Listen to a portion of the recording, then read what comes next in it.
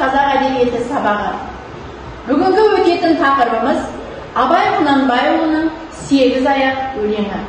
Бүгінгі сабағымыздың мақсаты шығарманың сюжеттік композициялық құрылысын талдау арқылы идеялық терең мазмұнын түсіндіретін балалар. Сюжеттік композициясы дегенде бәріміз білеміз, оқиғаның даму, шарттау, шебін, төл, шешім тауып шығып, мазмұнын ашып, бүгін ең соңында осыны төл танысып шығарып. Ал енді балалар, осы Абай Құнанбайұлының 8 аяқ өлеңін білетіндерің бар ма іштерінде? Иә, әне, ал әне айтамашы. Абай Құнанбайұлы 8 аяқ. Басында не жоқ, өзінде ой жоқ, күлкіші кезең адамның. Көп айтса көңді, жұрт айтса болды, әдетіні дан адамның. Ойда қайрат, ойда көз, болмаған сол айтпа сөз. Қайнайды қаның, ашиды жаның, мінездерін көргенде. Жігерлер сілкін, қайраттан меркін, тек насихат бергенде. Ұятсыз арсыз салтынан қалып кетер артынан. Жарайсың, рахмет Әлия, отыра ғой. Ал енді балалар, біз сендермен Абай Құнанбайұлы туралы өткен болатынбыз. Енді осы Абай Құнанбайұлының өмірін қазір мен сіздермен рандом шеңбері арқылы платформасымен бақылайтын боламын. Барлықтарын қараңдар, мына жерде рандом шеңбері тұр.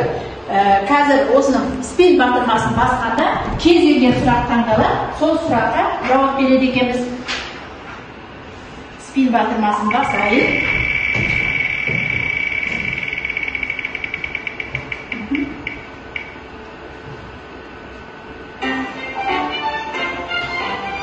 Абайдың қандай поэмалары бар дейді, Мереке? Абайдың үшін поэмасы бар, біреуі аяқталмаған әзім әңгімесі, біреуі ескендір, ал біреуі масқұт. Рахмет, жақсы отыра ғой. Келесі сұраққа көшейік, мұқият боламыз. Спин батырмасын тағы да басамын.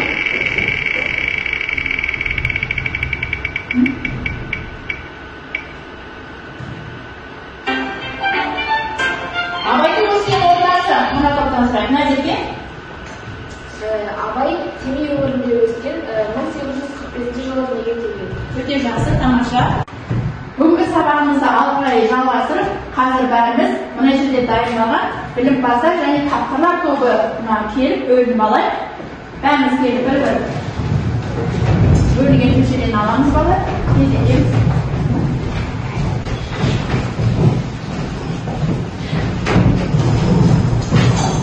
Балалар, топтың өзі ережесі бар, топ басшының пәнеміз бар. Ал сендер тапқырлар тобы, сендер білімпаздар тобысыңдар.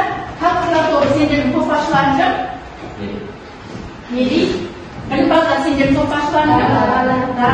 Олай болса, мына жерге бағалау қарағыз. Саған бағалау қарағыз. Ал енді өздеріміздің ережемізбен таныстырып берейік. Тапқырлар тобы қандай ережеге бағаласыңдар?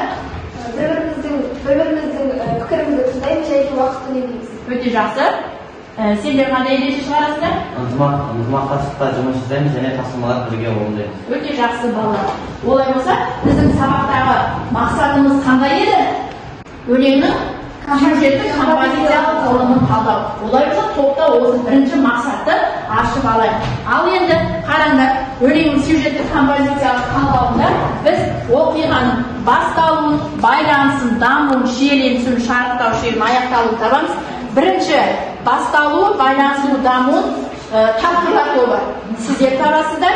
Шиеленісуін, шарықтау, шебін, аяқталуын білімпаздар тобы сіздер анықтайсыздар. Сіздерге берілетін бағалау дескрипторлары топ басшылары қарап отырыңыздар, өз-өзімізді бағалаймыз.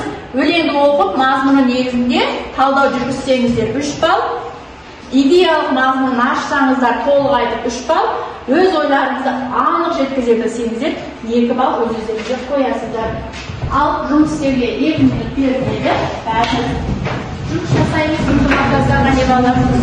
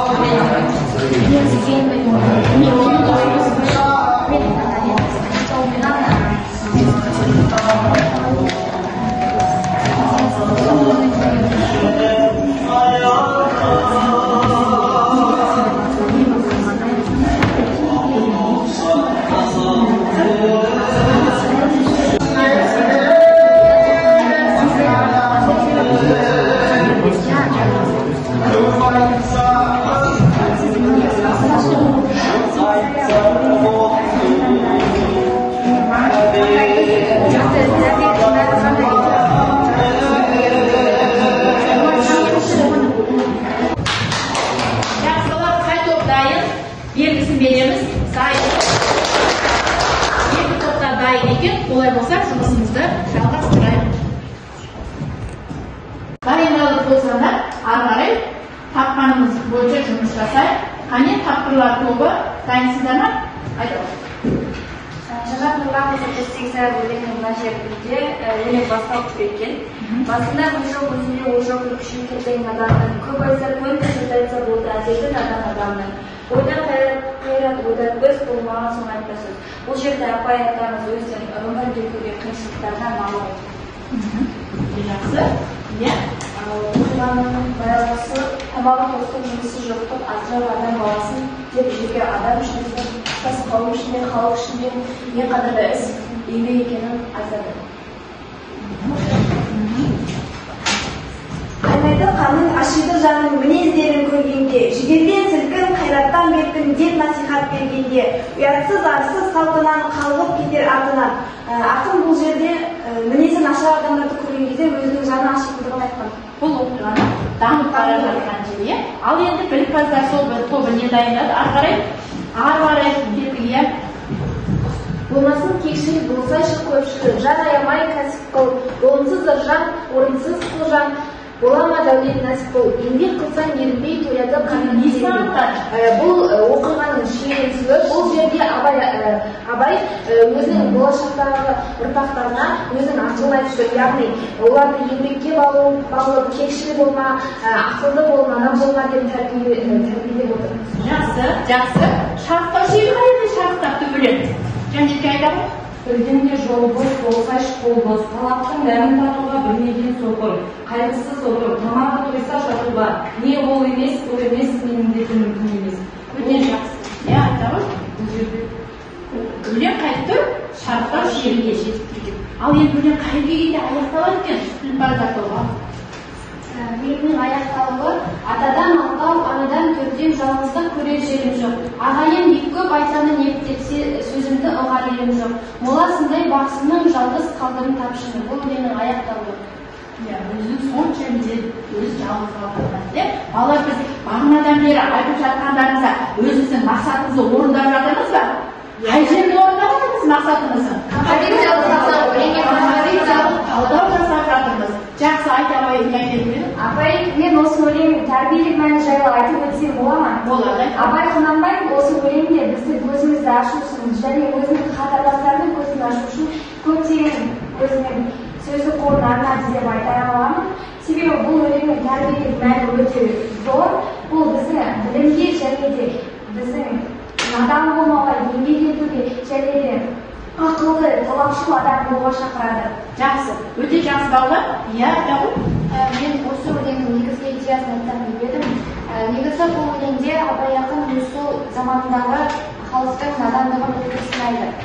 Сол замандағы халықтың жалқаулығына, арсыздығына, нысапшылдығына қатты күйінеді. Және осы өлең арқылы бізге өз еңбегімізбен мал табуды, білімді болуды, адамгершілікті бірінші орынға қоюды үйретеді. Жақсы. Өлеңде не аңғардыңдар? Қандай ұлттық құндылықтар бойымызға дарыды? Қандай ұлттық құндылықтарымыз дарыды? Қандай болу керек? Бұл өлеңнен түсінгенім адам баласы өзінің еңбегі арқылы табыс табу керек. Жақсы отырамын. Бұл өлеңде адамның өзінің еңбекқорлығы және надандыққа бойын алдырмауы әрі қандай іс-әрекет болса да оны аяқтап істеуге арналған екен. Бір сөзбен бұл өлеңде адамгершілік құндылықтары айқын көрініс табады. Өте жақсы балалар, тамаша балалар. Әне бәріміз бірге шапалақ айтасыз. Тамаша жауап бердіңдер. Ал енді өзімізді бағалап жіберейікші. Қаншалықты баға қойдыңдар өздеріне жаңа бағалап ескертіп жүрміз. Кәне, өзіңе қанша баға қойдың айтып отыршы? Қанша бар? 4 балл. Тағы, жібек, өзіңе қанша балл қояр едің? Мен өзі 5 балл қойдың, иә? Тағы, 5 балл. Топ басшылар қойды бағалау барады. Келесі. Өзіңе қандай балл қойдыңдар? Өздеріңе. Мен өзіме 5 Себебі? Қай жерде кішкене енді нақты идеясын толық идеясын жете алмай жатсыздар, иә? Тағы мен өзіме 6 деген балл қойдым. Тағы да? Мен өзіме 7 деген балл қоямын. Тамаша. Мен өзіме 6 деген балл. жақсы балалар, өте жақсы балалар. Біз жаңа бірінші мақсатымызға жеттік. Енді жаңа сендер жетпей ғана идеялық мазмұн ашуға жетпей жатырмыз дейді ғой. Сол мазмұнға қазір тоқталамыз балалар. Жақсы. Біздің пысықтау жеріне келіп қалып, кім жылдан әдісі арқылы қазір біз сендермен жаңа өлеңіміздің екінші мақсатын анықтаймыз. Ол үшін сендерге мынандай дискретор қойылады. Өлеңнің идеялық мазмұнын ашады деген 5 балдық жүйемен бағаланасыңдар. Кім жылдан әдісінде қазір 2 топ жұмыс жасайсыңдар. Білімпаздар тобы сендер өлеңнің идеясын балық қаңқасына салып анықтаңдар. Сендер тапқырлар тобы түр кестесіне салып анықтаңдар. Жақсы балалар, сол кезде өлеңнің идеялық мазмұны шығады. Қане бәріміз жұмыс жасаймыз. Уақытты үнемдейміз.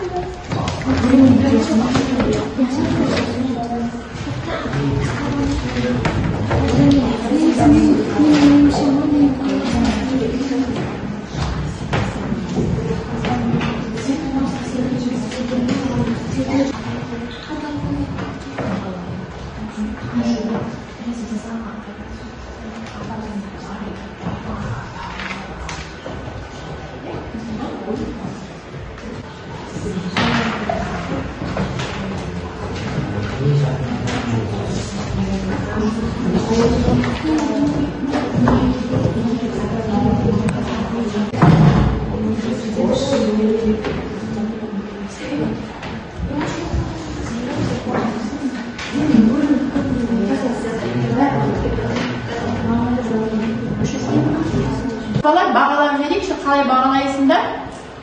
Қандай әдіспен бағалайсыңдар? Бастырма әдісімен ба? Өте жақсы.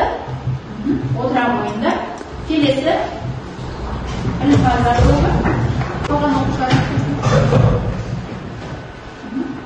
Негізгі тақырыбын ашу, абай өзінің басынан кешкендерін өлеңмен өрнектеу, халықты наданлықтан құтқару негізгі тақырыбы. Халықтың қағаздан басына жасау. Балға көпшіл болу, кемшіл болмау, адал болуға.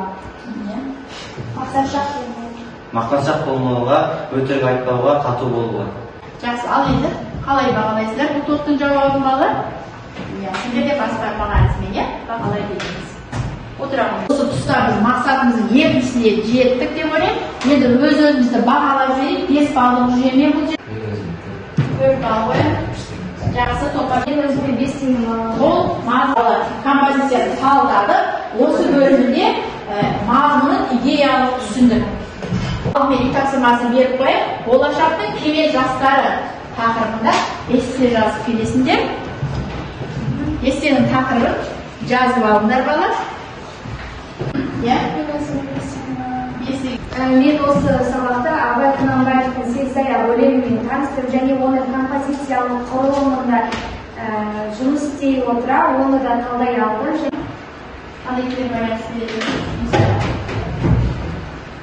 Тақырып бойынша қандай ақпарат алдыңыз? Мен бүгінгі тақырып бойынша Абай туралы көп мәліметтер Сегізбай өлеңінің жақсы меңгерді. Адамдар өз еңбегімен тапқанда, өз еңбегімен, адамдар өз еңбегімен қалды.